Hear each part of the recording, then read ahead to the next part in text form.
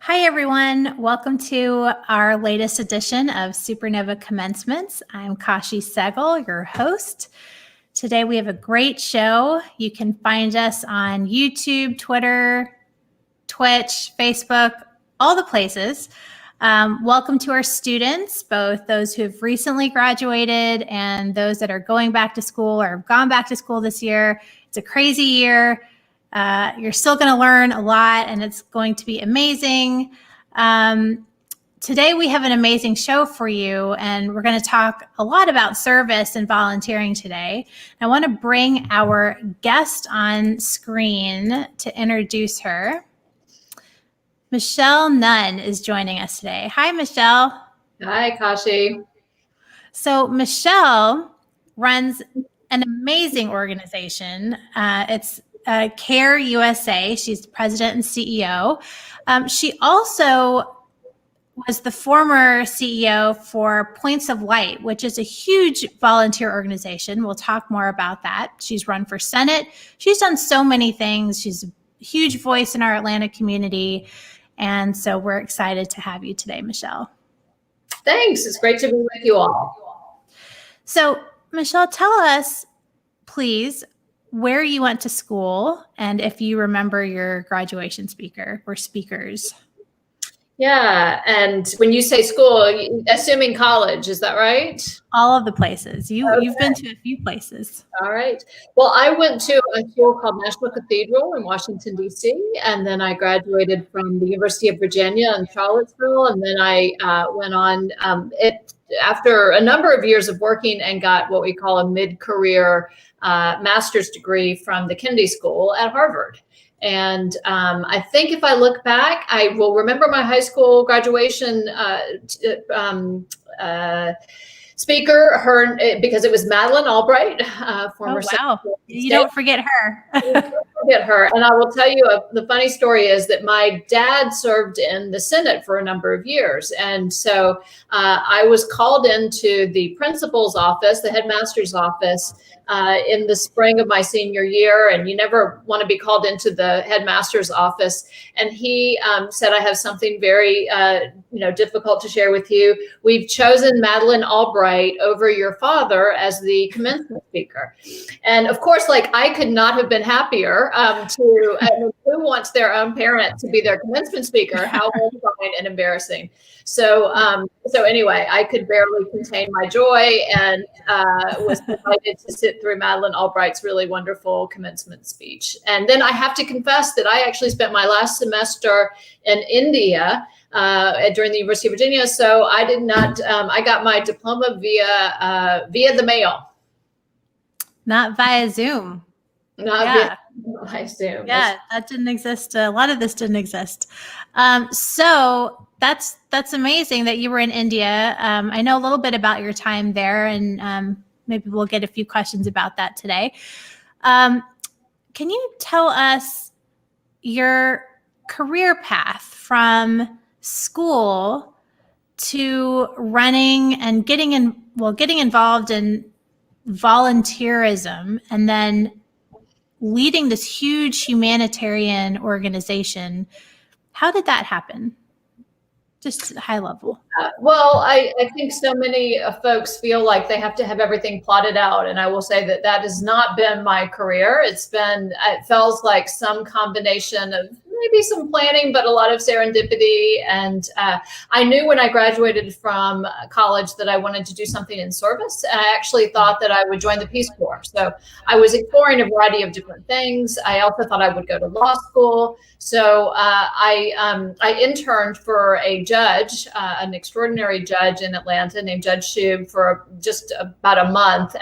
And within a few weeks, I knew that I should not go to law school.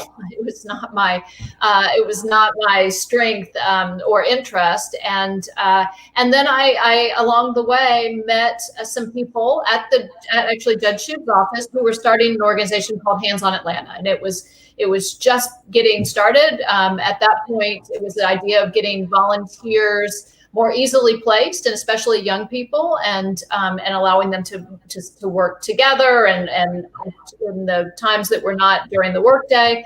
And so they had collected $2,500, and I think they decided that was enough to hire somebody. And so I started working 10 hours a week, and I was waiting for my Peace Corps application to come through.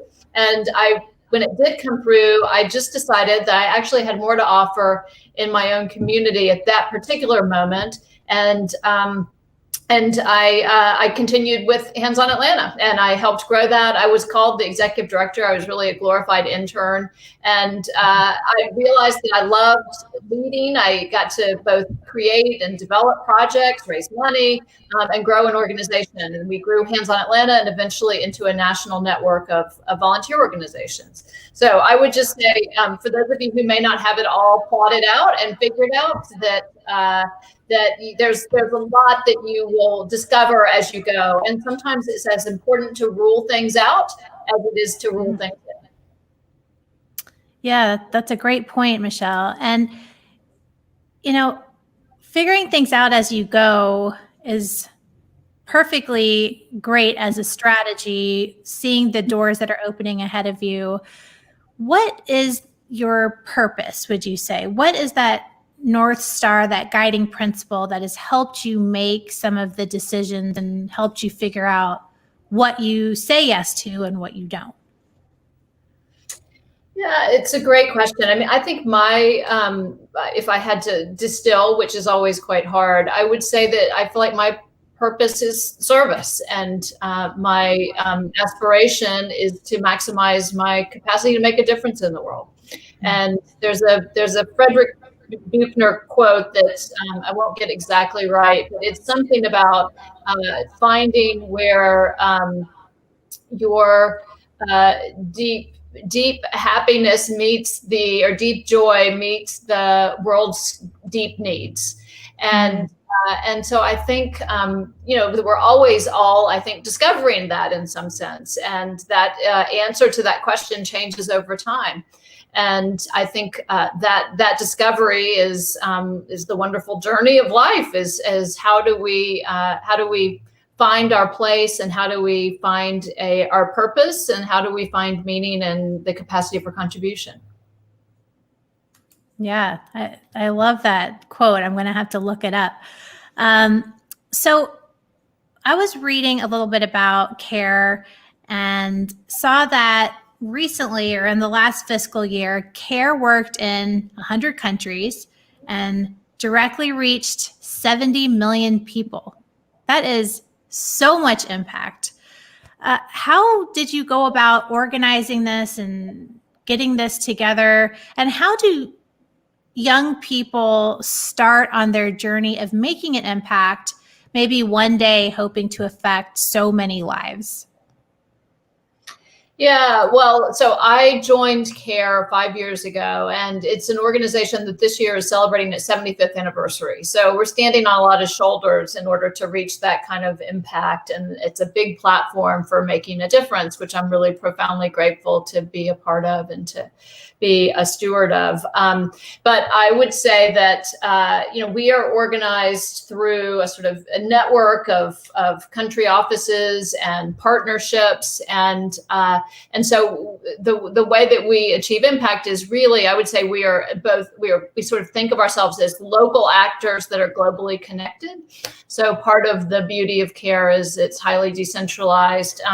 And I will say that, that is particularly powerful if you think about this moment where in the last 6 months, we've been able to stand up responses to COVID-19 and I think now 69 countries have reached close to 19 million people just in the last 6 months around the COVID response. But that builds upon a pretty significant history and a pretty significant funding base and a pretty significant set of infrastructure. I will say we're not, along with that big impact is always the sense that there is so much more to be done. right? And so our resources never meet the threshold of actual need. And one of the things we're always trying to do is innovate, and we're doing a lot of thinking around social businesses and impact investing and a whole number of ways that we might create new forms of change. But I think for people, for young people that are thinking about their place, I mean, I got my start volunteering. All of my service journey began with visiting nursing homes, becoming a mentor, spending a summer working at Martha's Table in Washington, which is a homeless shelter. And so I really always recommend to people, like, try out your volunteer activities, pursue your passions, and explore your skill sets and find your place. And then, I also come to this work having helped start an organization, which is a much different experience. Like, starting and being an entrepreneur is much different than taking an organization that's 70 years old and trying to lift it up for the next level of transformational impact. Both have real value, but I think as folks start to think about, like, do you like starting things? Do you like operating things? Do you like growing things? These are some of the questions that you can start to explore, maybe through your volunteer journey, but at the beginning of your professional journey as well. Sure. And that spirit of entrepreneurship, you can also use that within a larger organization. You're called an intrapreneur, I guess. But it's still very much, look for a place that really accepts and wants you to be that kind of an employee, because there are plenty of places that want you to take initiative. Yeah. I would just say, I do think that there are increasing numbers of, as you say, entrepreneurs that I think are thinking about, how do I take my creative startup skills and help big organizations become even more powerful and impactful. And I do think that's a really important and exciting endeavor. Right. So, talking about important and exciting things, Points of Light is something that you helped pull together the organization. And it's, for people who don't know, it's one of the world's largest organization dedicated to volunteer service. So there's 70,000, probably more at this point, corporations and nonprofits that are part of the Points of Light network. It takes really finding the common goal and coalition building and working with people to achieve a common goal to achieve that kind of scale.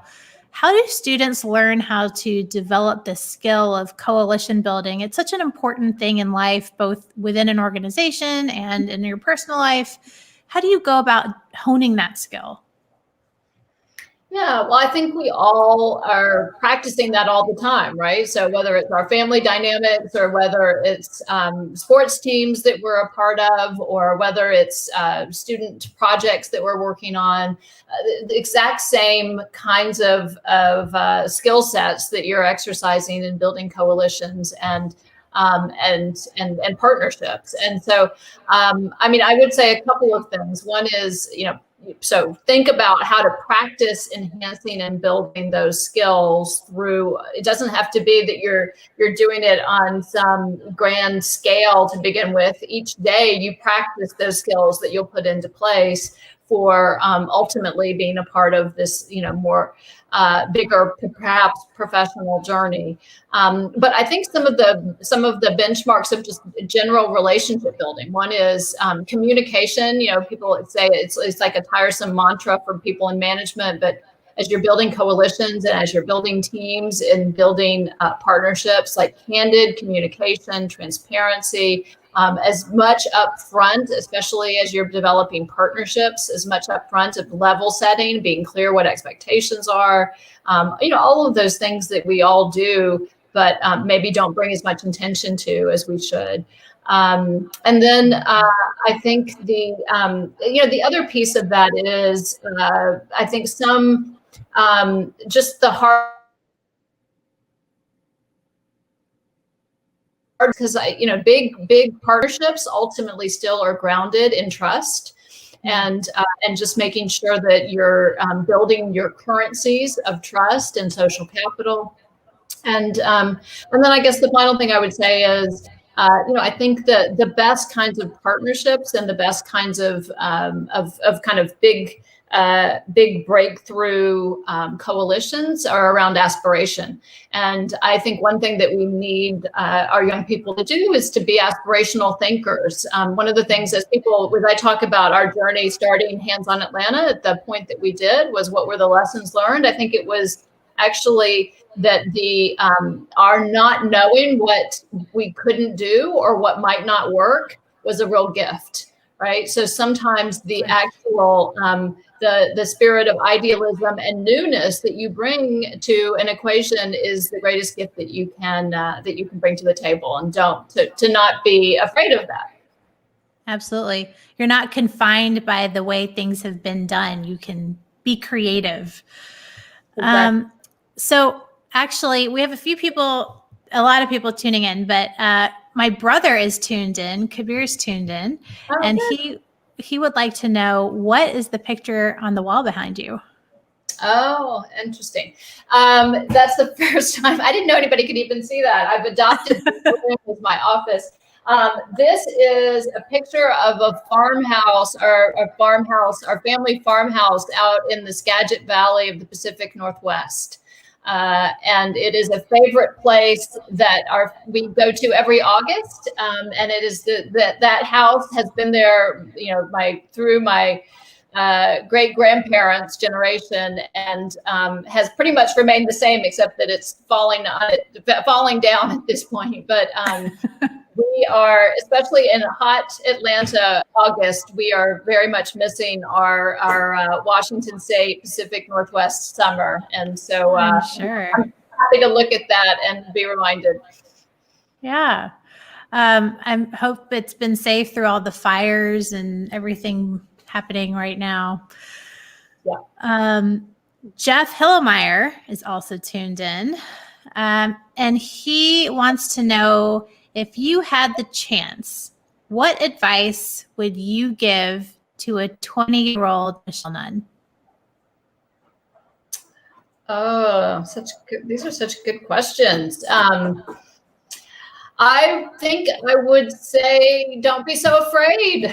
I think we all have insecurities and fear of failure, and the sooner that you can embrace your capacity to move through failure, which actually, unfortunately, can only be done by doing it, I think it's in some sense the best gift that we can all have. And, I still have to tell my 53-year-old self that, but I think the ability to not be afraid, which I think ultimately comes down to embracing the capacity for failure, and then being able to be as aspirational as possible without that fear.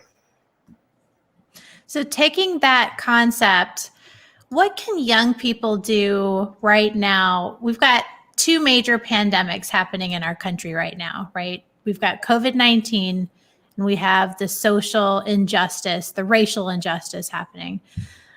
What can young people do to get involved in these two areas and feel like they're making an impact or making a difference? Yeah, I think it is so important, especially at times of such great uncertainty, tumult, and really, I think a lot of disheartening and difficult challenges around us to find purpose. And so I think everybody has to find their own individual purpose and their own capacity to make a difference. But I think lifting up your voice. I mean, we have an election which, no matter where you stand on it, is going to be enormously consequential. And if people think that elections don't matter, I think that we have learned that there are very big differences in terms of the implications of leadership.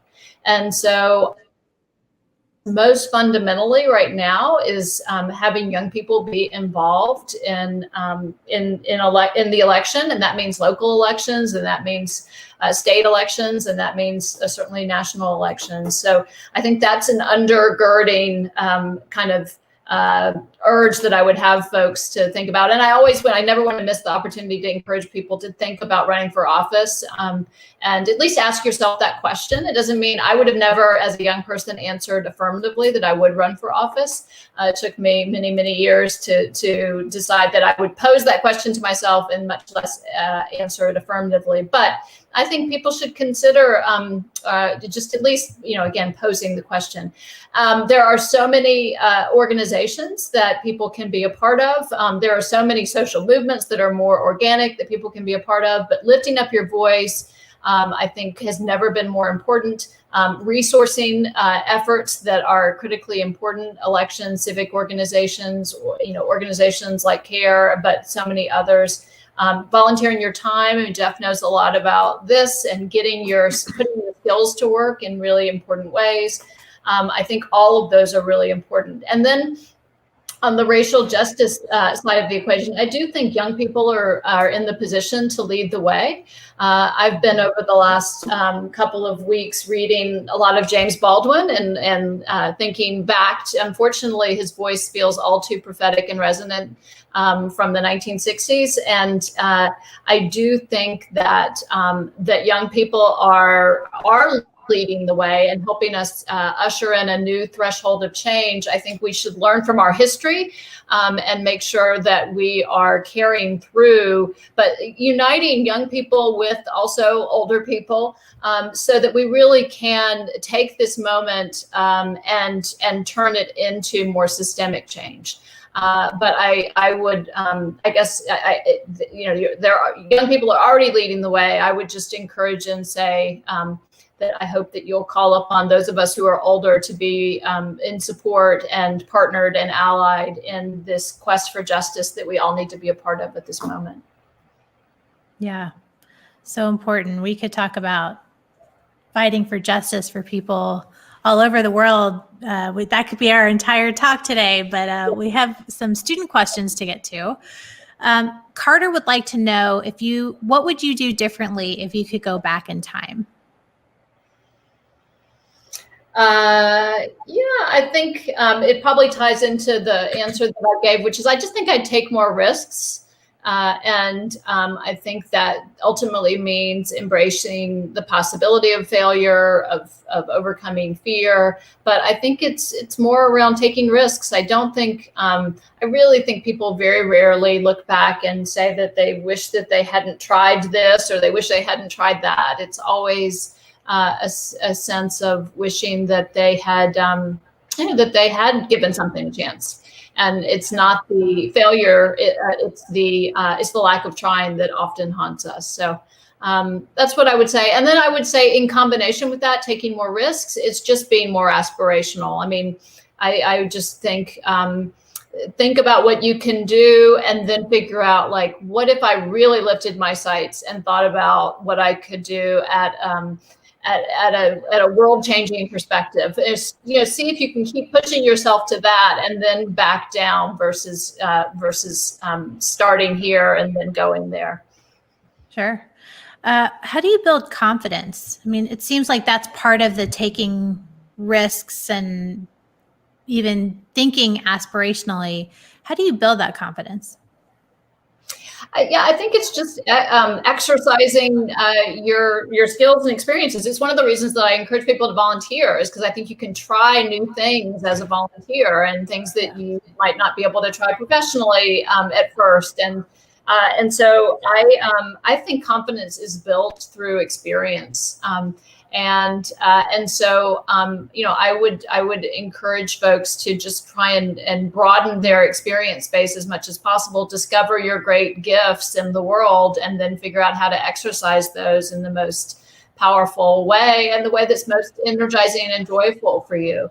And I think from all of that certainly comes confidence. And then, I mean, part of the taking risks and overcoming fear and all of those pieces, I think, is is developing the confidence that you need to not be held to expectations of judgment by others, which is in essence a kind of sense of your own self-worth and your own capacity for for value, and that it's not, and recognizing that value is not ultimately dependent upon the perceptions of others. But that all comes with experience, and just keeping at it. I think it's a skill you're always working at. Exactly. Madison would like to know who are your mentors? Yeah, I think I think we all have a sort of constellation of mentors in some sense, and I think that I have mentors, let me say, from afar. People like many of us recognize that we had these extraordinary icons and heroes and mentors that passed in John Lewis and C.T. Vivian most recently. But those who we learn from, if we're lucky enough to have some relationship with them, but also just studying them from history. And I used to sit in the library of the University of Virginia, and sadly, I'm afraid, on Saturday nights, I would have those big earphones, and I would be watching the VHS old time tapes of the Eyes on the Prize, which was an extraordinary documentary series about the civil rights movement. So I think we can find and study mentors, historic figures, people who we can admire. And then I think we're all lucky to have people who we can ask and who we can, not formally necessarily, but we can learn from professionally. So I have a huge number of people in the Atlanta community, like Bill Bowling, who was the founder and leader of the food bank for many years. So people in my own civic space that I look to for advice and wisdom. And then I think we also have peer mentors. So even now I have people who run other big organizations like Save the Children or Oxfam, and I consider them to be both friends, colleagues, but also mentors, so learning from them about their own experiences. I'm increasingly looking to young people as mentors too. I'm really intrigued by the idea of this sort of reciprocity of mentorship.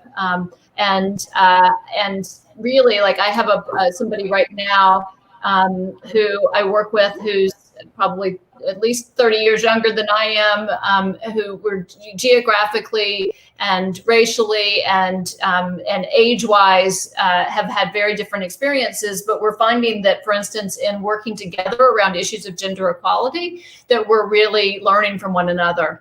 And then the last thing I would say is, like, in that vein, I had a mentee who I met when she was 6, and she's now in her early 30s, and that's the kind of relationship that, I don't consider myself to be a mentor to her, but we are lifelong friends and family, and so I would embrace the totality of those kinds of mentorships as ways of being supported and supporting others.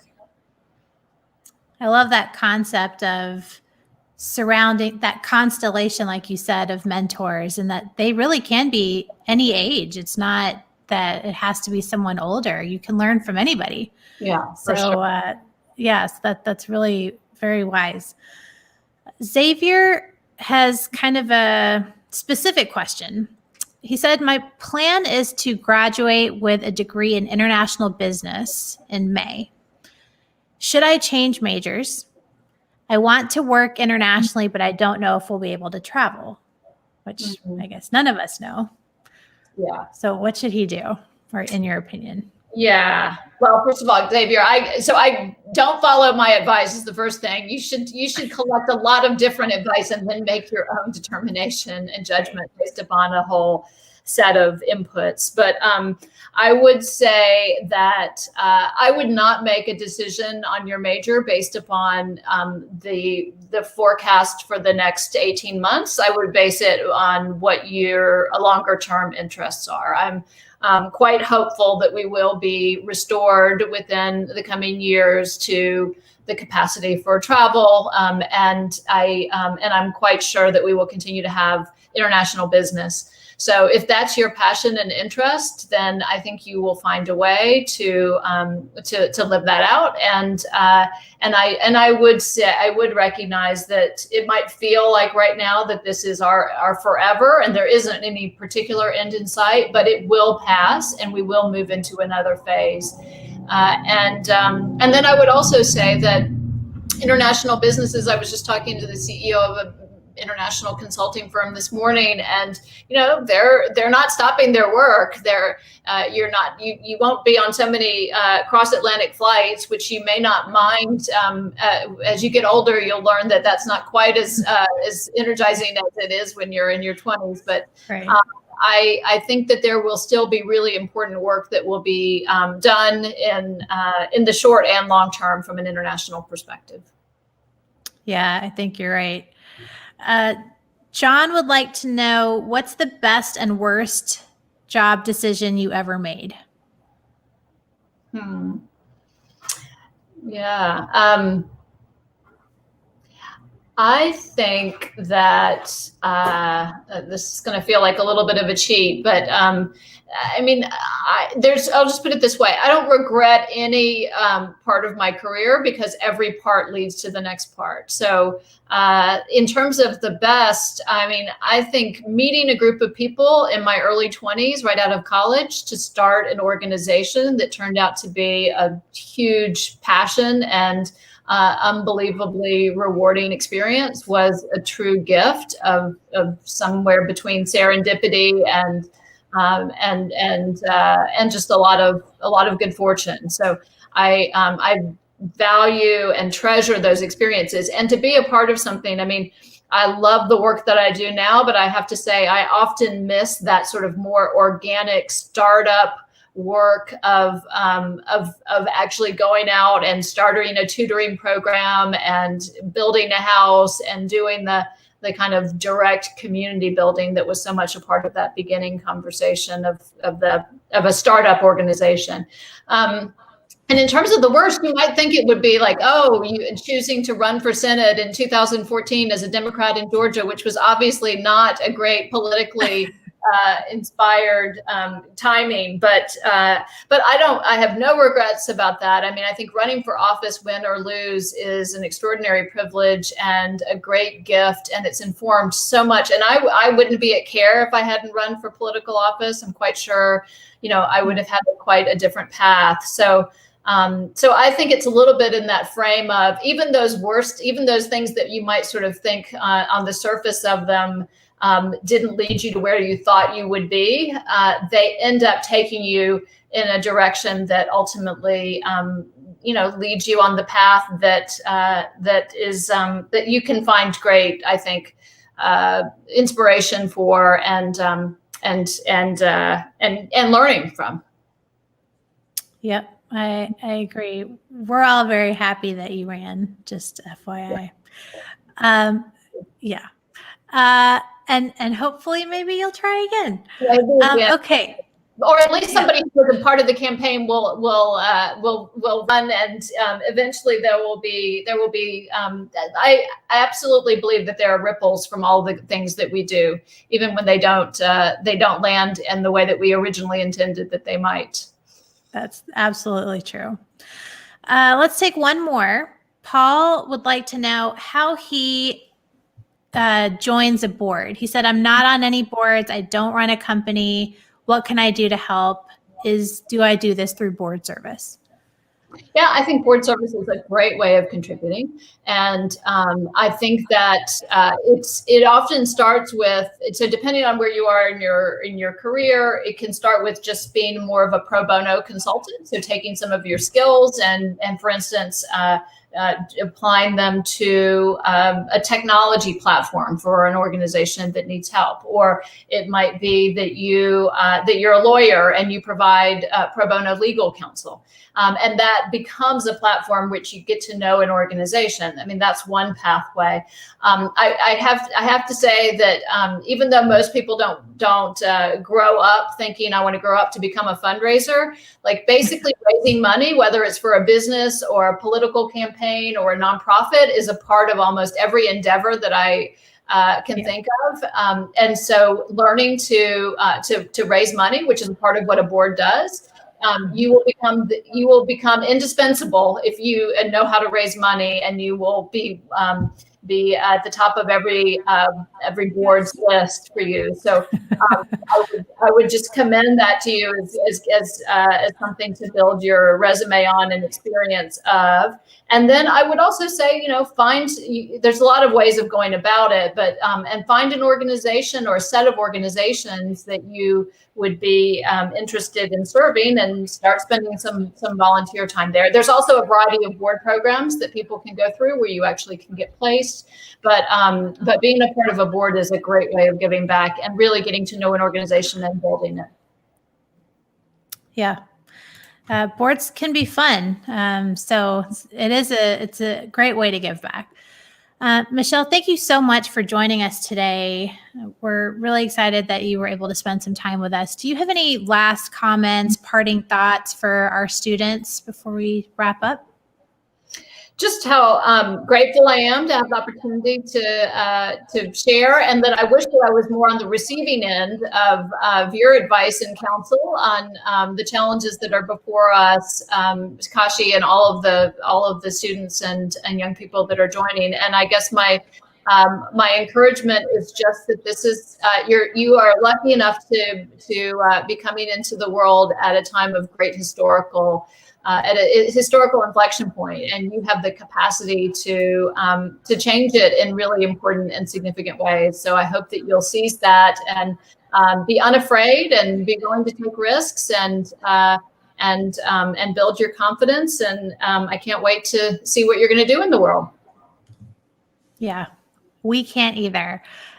Michelle, thank you so much. I just want to remind everyone watching that we have a new home on the web. It's supernovacommence.com. You can find all the past shows, all the shows coming up, all things about what we're doing over there. You can also find us all over the web. And just want to say to the graduates, congratulations again. If you're starting your journey in the work world, we're excited to hear what you're up to. And for students that are at school right now, drop us a line. Let us know what questions you have and how we can help. Don't forget that it is a blessing to be a blessing. And stay safe, healthy, happy, and be kind to everybody. Talk to you soon.